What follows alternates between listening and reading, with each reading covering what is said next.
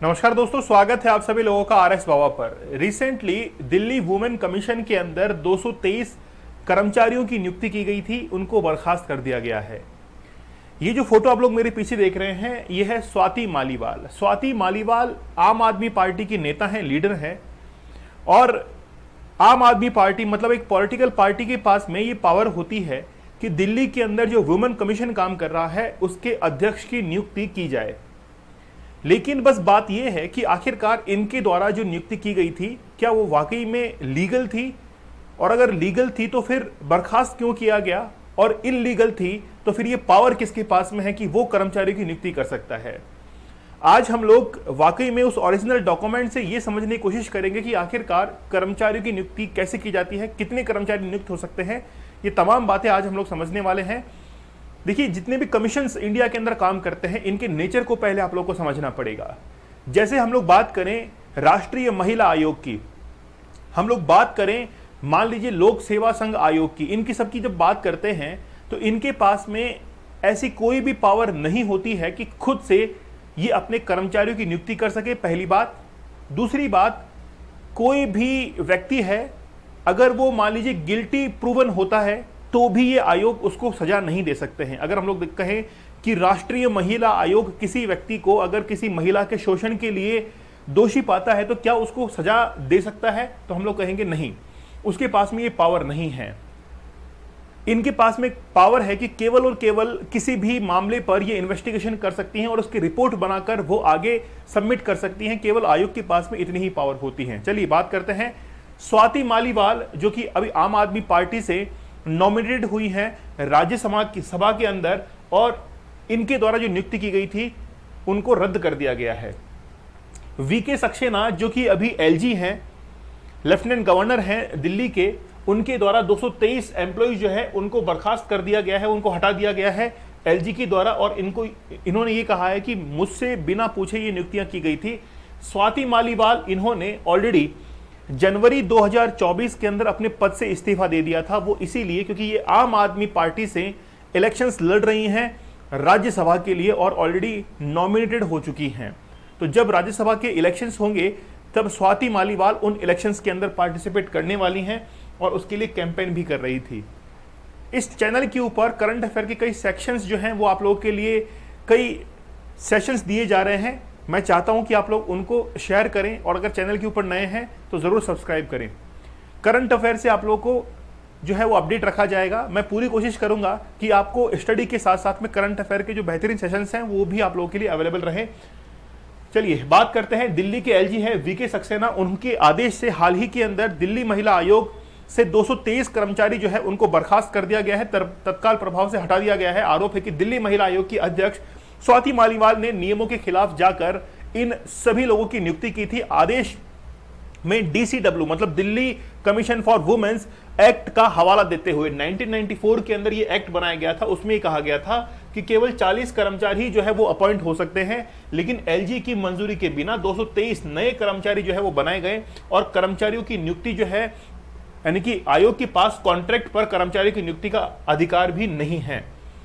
Basically क्या है कि जब कर्मचारियों की नियुक्ति हुई है तो 2 करोड़ रुपए का वेतन जो है वो इनको दिया गया, और जो वेतन होना चाहिए था उसे भी बढ़ाकर इन सभी को वेतन दिया गया था, जो कि वाकई में इल्लीगल है।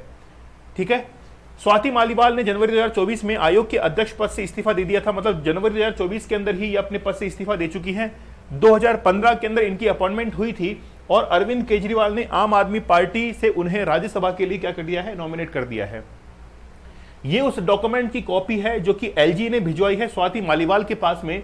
ये 29 अप्रैल 2024 को भिजवाई गई है, जिसमें लिखा गया है कि 224 जो नई जॉब क्रिएट की गई थी उसको वो तत्काल प्रभाव से कैंसिल करते हैं और उनको हटाने का आदेश जो है ये पूरा का पूरा आप लोग यहां पर देख सकते हैं।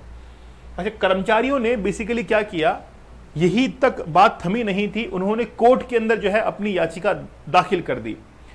तो 223 कर्मचारियों ने हाईकोर्ट में याचिका लगाई कि उन्हें मेहनताना दिया जाए। हाईकोर्ट ने अंतरिम आदेश में सैलरी रिलीज करने का आदेश भी दिया है। इसके बाद डीडब्ल्यूसीडी ने हाईकोर्ट में एफिडेविट दाखिल किया और डीडब्ल्यूसीडी ने हाईकोर्ट में बताया कि इन नियुक्तियों में नियम और शर्तों का क्या किया गया है, उल्लंघन किया गया है। ठीक है, आखिरकार देखते हैं हम लोग कि वो नियम और शर्तें क्या है। हमको थोड़ा सा समझना पड़ेगा कि जो दिल्ली वुमेन कमीशन है इसका स्ट्रक्चर क्या है। आप लोग यहां पर एक स्ट्रक्चर देख पा रहे हैं, एक हियरार्की है।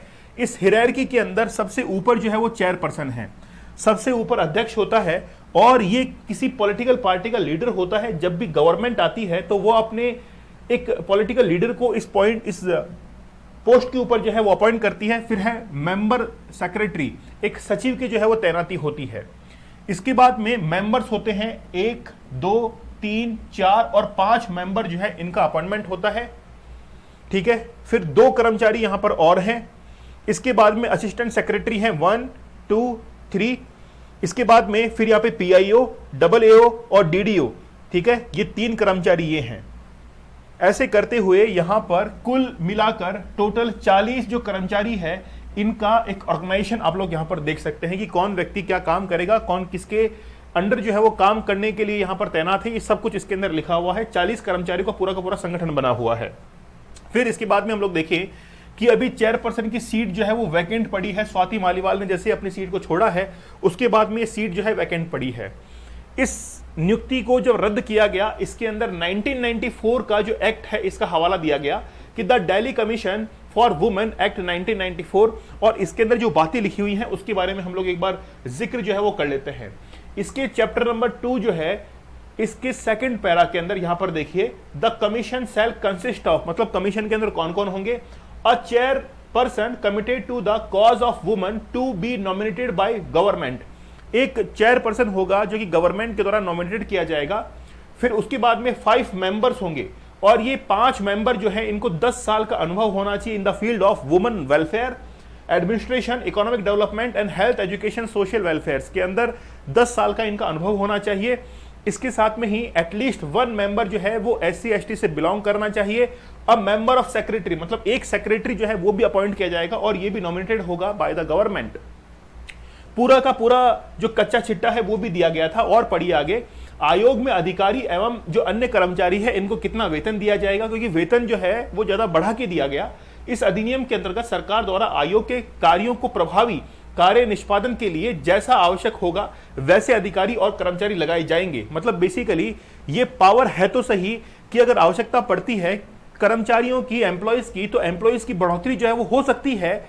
लेकिन यहां पर सब क्लॉज ये था कि अगर बढ़ाए जाएंगे तो वहां पर LG, लेफ्टिनेंट गवर्नर जो है उनकी अनुमति आवश्यक होगी।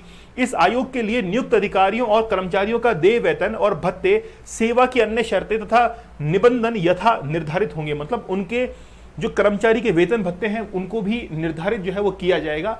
लेकिन ये सब का सब जो है वो निर्धारित होता है लेफ्टिनेंट गवर्नर के द्वारा ही, उनसे अनुमति लेनी होती है उसके बाद ही। लेकिन स्वाति मालीवाल ने यहां पर क्या गलती की कि खुद से ही जो है वो संज्ञान लेते हुए इन तमाम कर्मचारियों की नियुक्ति कर दी सितंबर 2016 के अंदर।